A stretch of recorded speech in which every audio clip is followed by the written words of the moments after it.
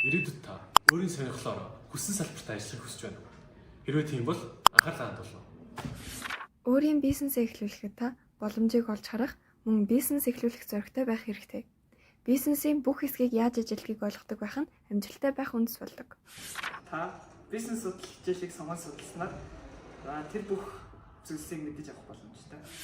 Та бизнесийн хичээлээр юу үзэх вэ гэж үү? Тэгвэл та эхлээд бизнес гэж юу болох талаар толгоор ойлголтуудыг санхүү, хүний нөөц, маркетинг, мөн үйл ажиллагаануудыг судлах болно.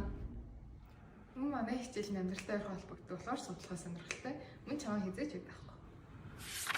Үүнээс гадна бизнес судлалын хичээл бидэнд өдөр тутмын ярих, бичих, сонсох, асуудлуудыг олон талаас нь шинжилэн түгнэх чадваруудыг хөгжүүлэх боломжийг олгодог.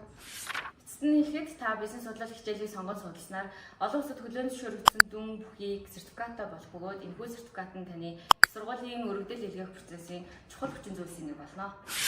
Бизнес судлалын хичээлийг сонгоорой.